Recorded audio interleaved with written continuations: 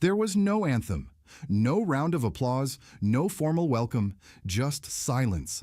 For the first time in the history of the African Union, the Grand Hall in Addis Ababa stood still. No speeches, no ceremonial introductions.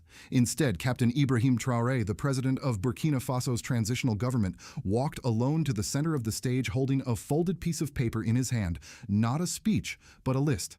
A list no leader had dared to read aloud before. Victims, children gunned down at protest gates, mothers who lost their sons to stray bullets, farmers buried without a name. And then Traoré spoke only 7 words. Let us begin not with words, but with silence. The room fell into stillness. Presidents from 24 nations looked on, some confused, some already weeping. Behind the podium, no national flags, no policy graphics, just the flicker of a single candle. A symbol, quiet but defiant. This wasn't a performance. It was a reckoning. For those of us who lived through the televised grief of Vietnam, of Selma, of Sandy Hook, we recognize the weight of a name spoken in public silence. And we know what it means when a leader chooses not to speak, but to feel. So we ask you this: have you ever seen a summit open not with slogans, but with mourning? Could silence be Africa's loudest cry for justice? If this moment stirs something in you, if you believe that dignity begins with remembrance, then don't just watch. Witness, share this story, speak a name, and subscribe not just for news, but for truth that lingers long after the headlines fade. The sunlight cut through the glass walls of the African Union Hall like a blade-sharp clinical almost too clean for what was about to unfold. It was a day built for diplomacy. Presidents in fine suits, ministers with talking points, interpreters adjusting earpieces. Everything followed the protocol of power until it didn't. Captain Ibrahim Traoré did not wear a sash or a ceremonial medal. No entourage followed him, only a single aide holding a folded sheet of paper. When he reached the podium, there was no music, no applause, just the quiet click of the microphone coming to life. And then a sentence: let us begin not with words, but with silence. At first, people thought it was a glitch. The technicians looked nervously at each other. The interpreters froze, waiting for more, but Traoré said nothing. 1 minute, then 2. By the third, the silence wasn't just empty, it was full of weight, of tension, of unspoken grief. Delegates shifted in their seats, unsure whether to look at their phones or bow their heads. But Traoré stood still, eyes closed, not meditating, remembering. Then slowly he unfolded the paper. His voice, calm but unwavering, carried across the vast hall. He began to read Samuel Umar, aged 19, shot outside Nairobi University. Fatuma Traore, 34, disappeared near the Mopti border. Daniel Menda, 11, burned during a village raid. Issa Kante, 12, died crossing the desert. Mahmoud Diarra, 70, died waiting for food distribution, name after name. Some were old, some were babies, some were students, mothers, teachers. From Kenya, Niger, Chad, Mali, Burkina Faso, all civilians, all silenced, forgotten by headlines, absent from reports. And for each name, Traoré paused, breathed, let the silence reclaim the space. In the audience, something shifted. President William Ruto of Kenya leaned forward, hands clasped. Rwanda's Paul Kagame removed his glasses. South Africa's Cyril Ramaphosa stared downward, jaw clenched. Even the photographers, usually aggressive, stopped clicking. The hall had become sacred.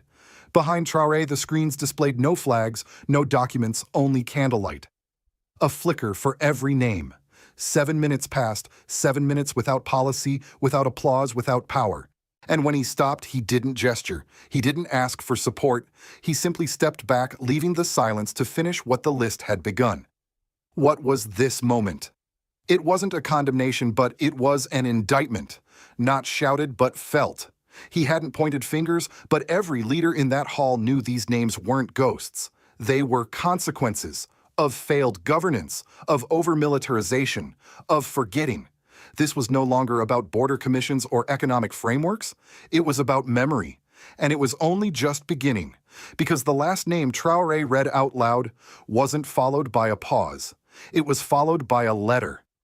He reached into his jacket, pulled out a second sheet, smaller handwritten edges curled, his voice softened. My name is Miriam Wanjiku. I am the mother of Samuel Umar. I am not educated, but I write this so you know my son loved books. He wanted to teach. He never broke a law. I gave birth to him during the rain season. He died on dry ground.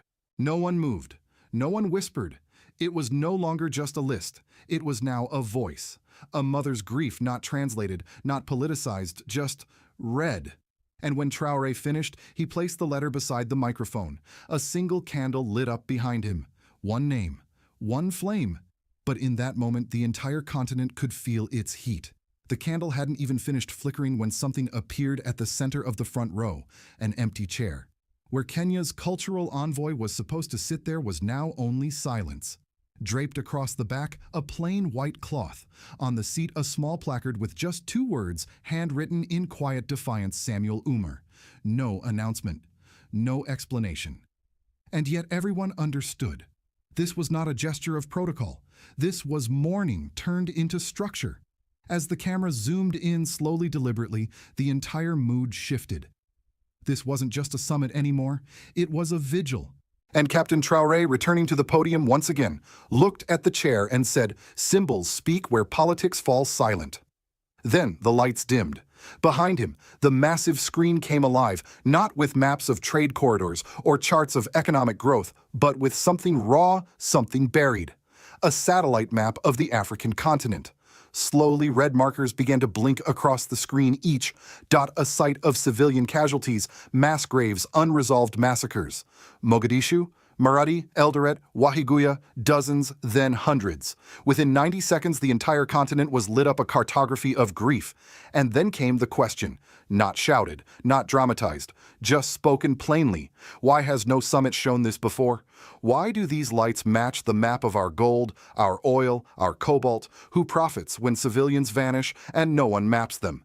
In the silence that followed, no one looked at their notes. No one checked their schedule. Because no one could. Even the interpreters had stopped. Then new images began to flow. A white flag fluttering above a school in Timbuktu. A mural of hand-drawn candles beneath a bullet-scarred wall in Congo. A child's crayon sketch of stick figures holding hands taped to a makeshift shelter. All real. All recent. None had made the news. Then came the objects. Along the hall's perimeter, aides began placing items, a strip of black cloth across the entrance. A banner in Swahili wanotia kimya, those who walk in silence. A glass case with a single school shoe worn cracked, missing its pair.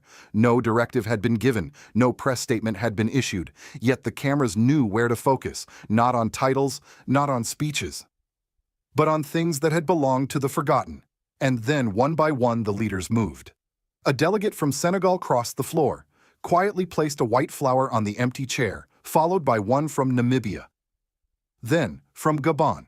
17 in all, no choreography, no script. They weren't performing, they were grieving.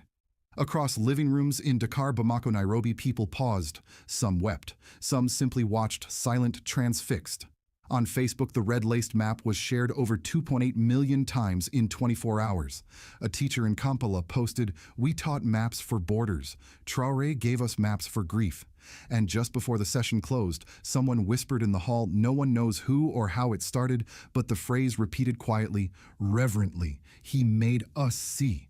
Because this wasn't just about Samuel, or Fatuma, or Daniel. This was about remembering when the world tried to forget. It was no longer diplomacy. It was memorial. And it wasn't led by policy, it was led by silence. When Captain Traore returned to the podium for the final time that day, he did not bring more names. He brought a document. A 42-page file bound in gray, embossed with the seal of the African Union.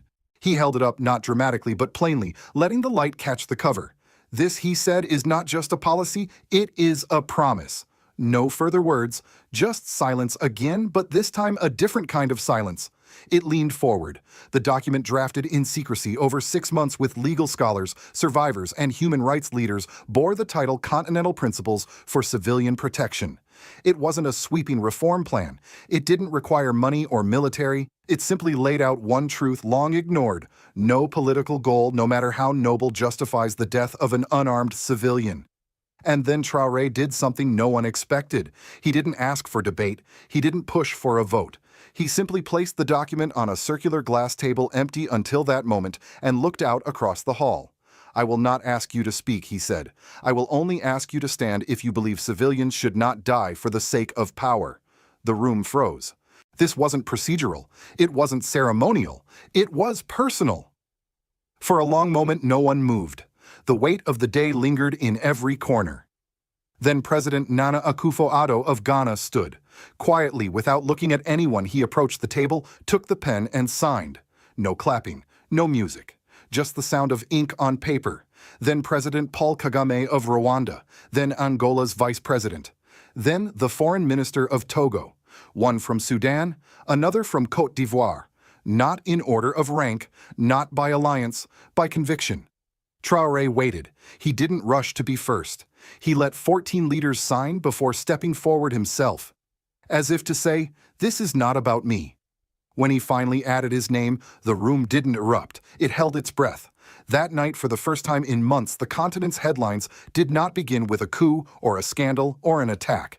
They began with a signature. CNN Africa aired a full segment titled, "Captain Ibrahim, a Pact for the People."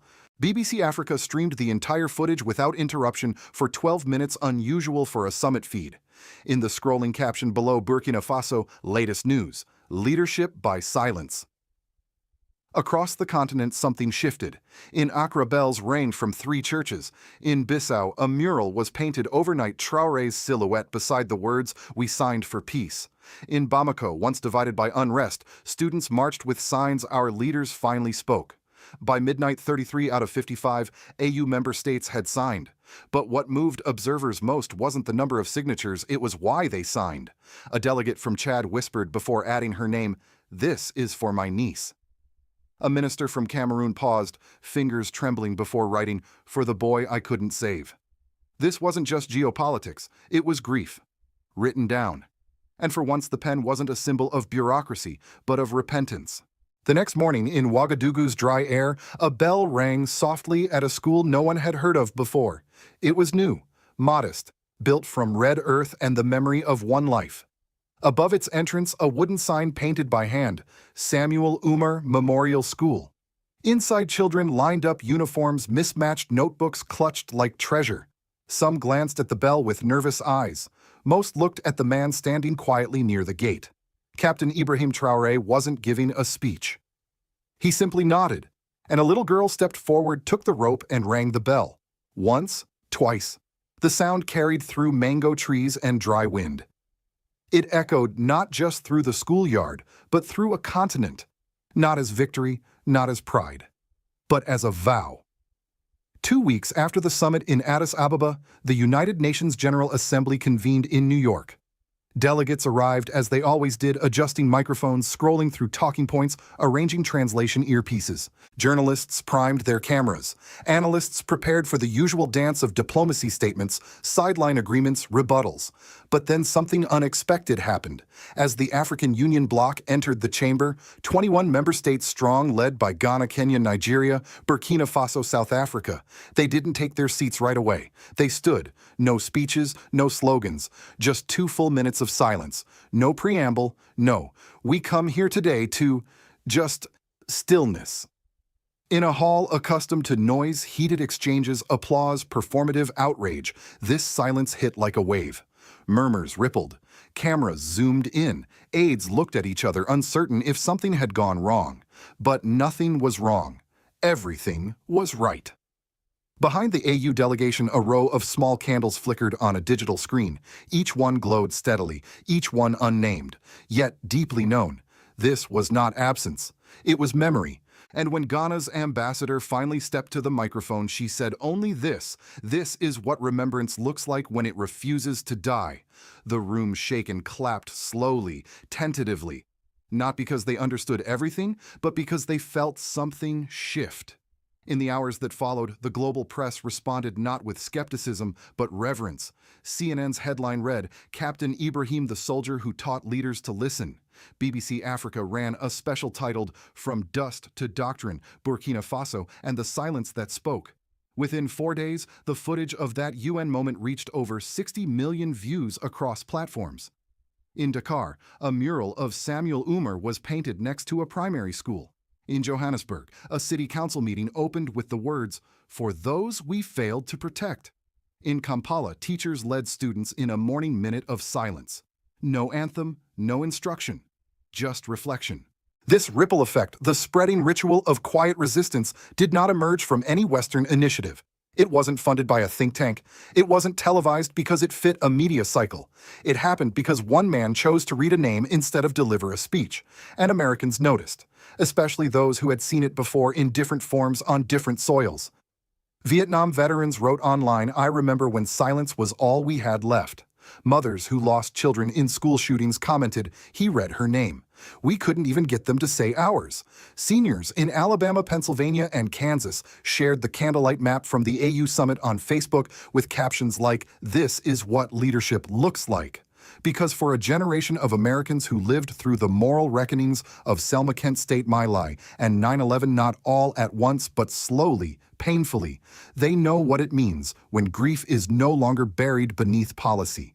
They understand the cost of forgetting. They also know the power of bearing witness.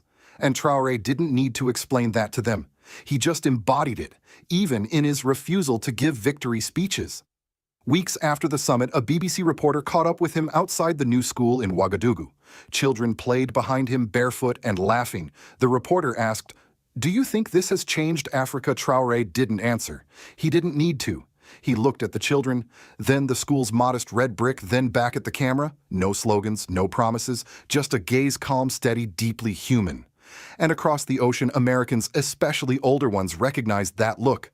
The look of someone who has seen pain, carried memory, and chosen to build anyway. It was the same look seen in the eyes of John Lewis as he crossed the Edmund Pettus Bridge, the same steadiness in the gaze of firefighters at Ground Zero, the same silence in the eyes of black mothers watching their sons leave home after curfew. Leadership by presence, not performance. In editorials, the New York Times wrote, "The African Union spoke louder in 2 minutes of silence than most nations do in an hour of words." A professor of African Studies at Georgetown tweeted, "We teach Africa as a site of instability, but today they taught us dignity." And while the treaty signed in Addis Ababa wasn't binding by international law, it became morally irreversible. American diplomats privately praised it as a cultural doctrine of conscience. Even the State Department, often cautious in language, issued a rare acknowledgement. The African Union's recent summit signals a return to people-centered security. We recognize the courage shown. No meetings were canceled, no sanctions lifted, but something deeper happened. Respect was restored, not through lobbying, but through stillness. And perhaps that's what resonated most with American viewers, especially older ones. They know that sometimes the loudest moments in history begin in silence. Like the silent lunch counters of Greensboro, the quiet kneeling of Colin Kaepernick, the folded flags handed to grieving families. So when they saw Traore stand before a continent and say nothing but remember everything, they didn't just understand. They believed. It began with silence, not a pause in protocol, not a glitch in the system, but a rupture, a refusal. A moment when a continent looked away from podiums and toward the names we had buried too long. Captain Ibrahim Traoré did not ask for applause. He didn't demand support. He asked for something much harder to remember, and in that remembering something broke and something began. The list of names wasn't a political tool. It was a resurrection. The candle wasn't decor. It was a rebellion. The empty chair wasn't symbolic theater. It was a seat reserved for every child who never made it home from school, for every mother who still waits for justice, for every voice drowned beneath headlines and hush. Across Africa, the silence spread not as absence, but as answer. From Nairobi to Ouagadougou, from Addis Ababa to New York. Students lit candles. City councils observed minutes of mourning. Teachers read letters instead of textbooks. Diplomats paused before they spoke. Even long after the summit ended, the symbols remained. A white flag still flies above the AU gate. 3 ambassadors returned home carrying replicas of the empty chair, not for show, but for truth. In Johannesburg, school children crafted banners that read, "We sit for those who cannot stand." And perhaps most enduring of all, in the dry heat of eastern Burkina Faso, a small bell rings each morning at Samuel Umar Memorial School, not for ceremony but for future, because no bullet should silence a book. We must ask ourselves, what does it mean when a continent chooses to lead with grief, not greed? What does it mean when the loudest statement is not shouted but carried through the eyes, through memory, through stillness? And more personally, what name does your family still whisper at the dinner table? What story has never stopped aching in your chest? Whose justice are we still waiting for? Share that name below. Write their initials. Let the world see we remember, because this is not just a story of Africa. It's a story of what it means to be human in a time that has tried again and again to dehumanize us. It's about dignity as resistance, memory as defiance, silence as witness. Traore didn't change the world in one day, but he made it pause. He made power bend not out of weakness, but out of remembrance. And in that pause, many of us saw something we didn't know we needed. A future built not on victory speeches, but on letters from grieving mothers. A politics that begins not with control, but with compassion.